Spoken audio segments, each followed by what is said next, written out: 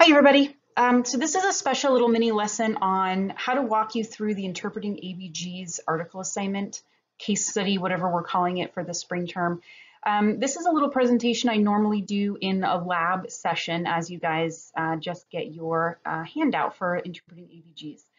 So I think the article does a really good job of walking you through step by step how to do that, but I also wanted to give you kind of my take on it and give you some opportunities to practice with my guidance as we're going through these.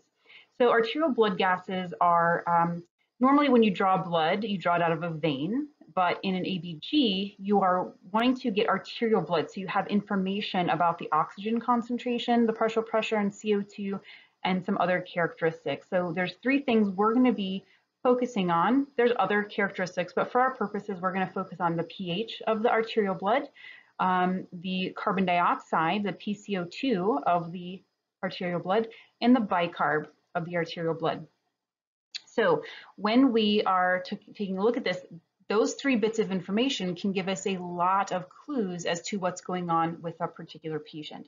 So let's work through kind of my introduction and some examples. So I have up here on the upper left what I call the key. It is the normal values for our bodies. So our blood pH, this is all blood values, but this is what we should normally see in arterial blood draw.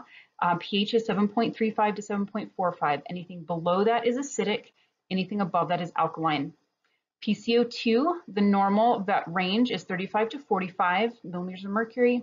And your bicarb, HCO3 minus, is 22 to 26, what are called milliequivalents. I'm not super concerned with the units, just you should know those numbers. Another thing that we want to understand is the causes and the corrections for these imbalances.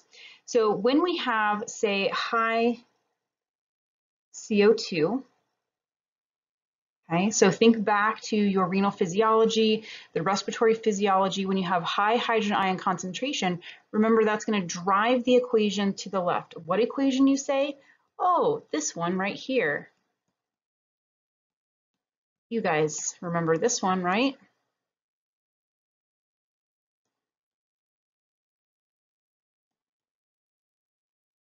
Our good friend, the carbonic acid bicarbonate buffer equation. So when you have high CO2, remember that drives the equation to the right, increasing your hydrogen ion concentration, which is going to decrease the pH. So if you have high CO2 in your blood, you might be seeing a low pH. Okay, so this is acid.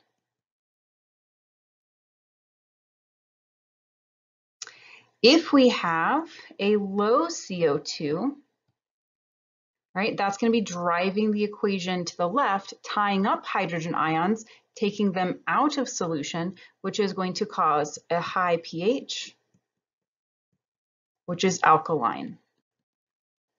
Okay, that should make sense. You should be able to grasp that. We've seen it quite a few times already. Now we're just kind of doing some application to that. So that helps us determine what the PCO2 levels are going to do. So if we see something below 35, we might be looking at an acidic problem. If we see above 45, that might be showing us an alkalytic problem. If the CO2 is the problem, we're going to try to determine that as we go through. When we take a look at bicarb, if we have high bicarb, right? So if we have high bicarb, which direction are we going to be driving our equation in? So if this goes up to try to create an equilibrium, the equation is going to be driven to the left. That's going to be tying up hydrogen ions.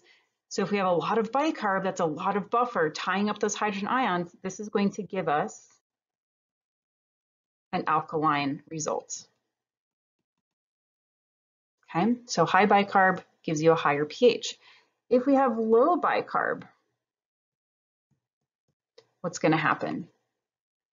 So if our bicarb drops, we are going to want to replenish that. So the equation goes this way.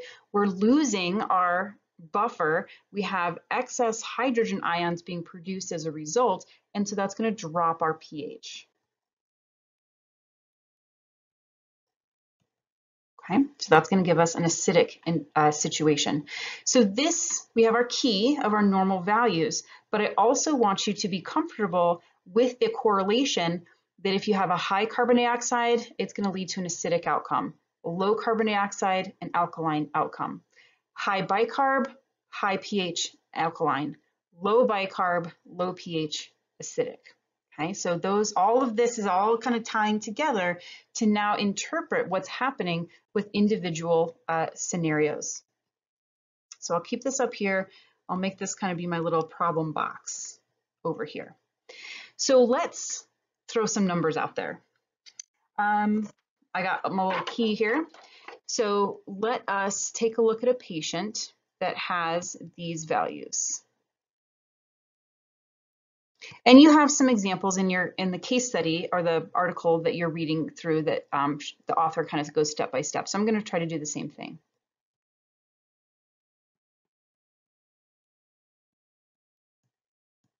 Okay, so here's our values. So in the article, it kind of does a step-by-step process. So the first thing that we need to do is we need to identify the pH. If we look at the pH, compare that to our key, 7.35 to 7.45, 7.26 is low, which is acid, right? So we're labeling this individual as an acidic acidosis. Now we need to determine if it's compensated or uncompensated, if it was a respiratory problem or a metabolic problem. So let's look at some of the other values, okay? So PCO2, 7.49. We go over, we look at our key, 49 is above normal. So this is high CO2. And if we go and look at our key, high CO2 is an acid problem. Okay. Now let's take a look at the last values, 24. Okay. So if our bicarb, 24 is normal. Okay. So in this particular instance, we can see that this patient is acidosis. The bicarb is normal, so bicarb is not causing the problem. And also because it's normal, nothing has changed to try to fix the problem. And because our pH is out of the normal range, this is what we call uncompensated. Oops. So it's uncompensated because the kidneys haven't kicked in, or the body kidneys in this case haven't kicked in to fix the problem. So when your pH is out of the normal range, it's an uncompensated state. Now, who's causing the problem? Is it a metabolic problem or is it a respiratory problem? Well, let's look at our numbers here. So normal bicarb. Bicarb is not the problem. CO2 was high. High CO2 leads to an acid. We are an acid problem. So this is a respiratory problem.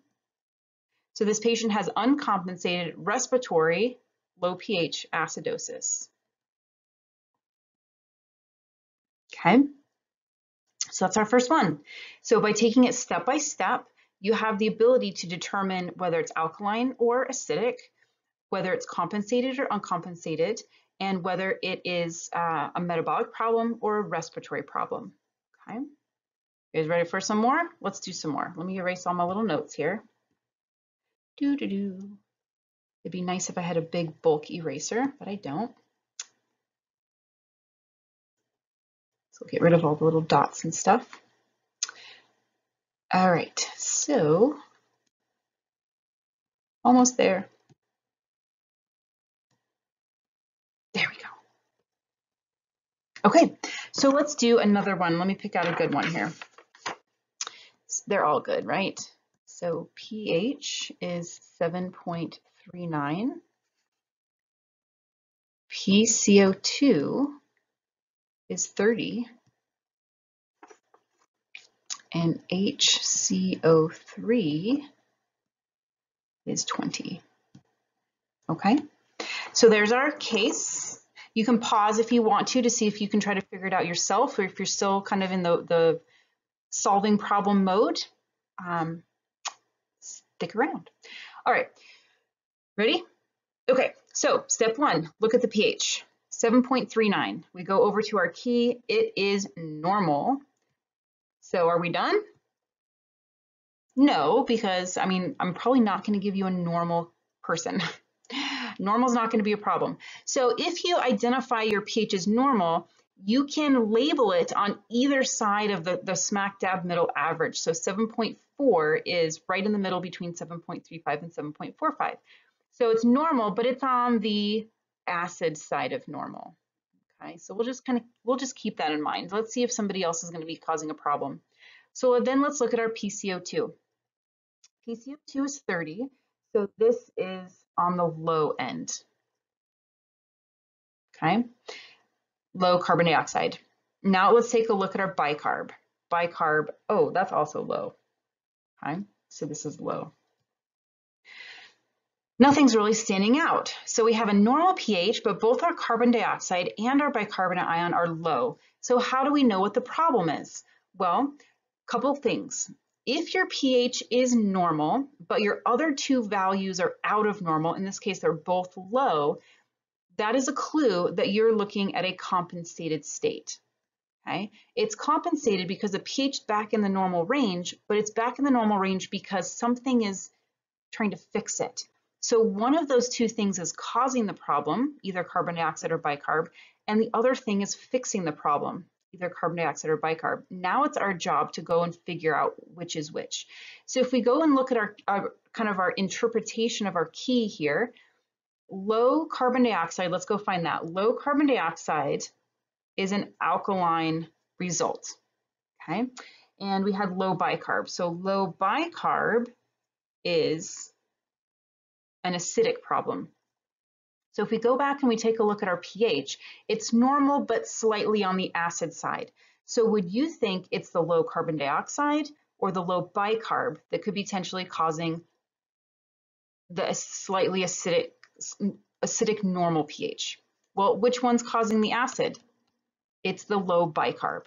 So it's a low bicarb, remember, causing the acid, and that is what is affecting our pH. Low CO2 is the compensatory mechanism. So it is the low respiratory rate, or sorry, the higher respiratory rate that's blowing off the CO2 that is trying to fix the problem with the too low of bicarb. So this is metabolic acidosis. It is compensated because the pH is normal and two things are out of balance. It is metabolic because the low bicarb is what's causing the acidic problem, and it is the respiratory system that's compensating for the low bicarb. Okay, so this would be compensated metabolic acidosis. All right, chew on that one for a little bit while I do some erasing, and we'll do one more example. And as I'm going over this, between this video and your article, kind of going through those examples and those problems, if you are unsure about any of this, please come and see me during a Zoom office hour or send me emails, because this is another one of those things that can be like, oh, I get it, and then the next day I don't get it, and then I get it, and then the next day I don't get it. So you want to make sure that you get it and that you are comfortable and confident that you get it. Okay, let's do one more. Let's try this one. So pH 7.5, carbon dioxide 30, and HCO3 25. Okay, so if you want to pause and see if you can solve that yourself and then come back to work through the answers, you go ahead and do that. Otherwise, we'll get going. Okay, so remember, step one, look at the pH. So 7.5, this is on the high end. So this is alkaline. Quite a bit, man, that's a lot. Let's now take a look at the other values. So PCO2 is low. Okay, so that's low. And our bicarb, 25, is normal. So normal. Okay, so looking at these things, first of all, are we in compensated or uncompensated state? We are in an uncompensated state, and the biggest clue is that our pH is out of the normal range. If it's compensated, our bodies are getting it back into normal. If it's uncompensated, it's an acute serious right now problem. It's not been something that's going on long enough for your body to take care of. So we are in an uncompensated state. Now we need to determine if it is a metabolic problem or a respiratory problem. Now this one could be pretty easy because our bicarb is normal. A normal bicarb is not going to be the cause of the problem, and since it's normal, that's another clue that it's uncompensated. It hasn't done anything to try to fix the problem. Now let's go and take a look at our PCO2. It's low, so low PCO2 is alkaline. Does that match our problem? Yes, it does. So it is the respiratory system that's causing the problem, and it is an alkalosis. So what do you think could lead to an uncompensated respiratory alkalosis? What could drive a reduction in carbon dioxide from the respiratory system? What if you're hyperventilating and you're blowing off a whole bunch of CO2? You're losing your CO2, you're tying up those hydrogen ions. Your bicarb is still normal because it's an immediate result. What would happen, right? So if we wanted to take this one step further, what would happen if our kidneys wanted to kick in and fix this problem? Let's change some of the values. Let's take this patient and go from an uncompensated respiratory alkalosis to a compensated state. What should we see? Well, if we're compensated, we should see that the pH is back within normal range, but maybe it's on the alkaline side of normal. Okay. The respiratory is the cause of the problem, so that's not going to be fixed or affected. But now if we want to compensate for that, if we are an alkaline, what would we need to do to change our bicarb values to make it a compensated respiratory alkalosis? Well, we're alkaline, so we need to lower our bicarb. So this might be something like 19. If we're going to be a compensated state now. Okay, see how that works? So in this case, if I were to present you the numbers pH of 7.44, carbon dioxide of 30, and bicarb of 19, you should come up with compensated respiratory alkalosis. Okay. All right, there you go. That's my little tutorial on arterial blood gases. It would be very good for you to know these things. Very good for you to know these things. Very good for you to know that equation. All of those things work together to help you to solve those types of equations. Not equations, those types of scenarios, are arterial blood gas calculations. All right, again, if this is kind of not super clear with you, come and see me at office hours. I can work through problems like this with you in real time. I'd be happy to do that. I hope you have a great day. Bye.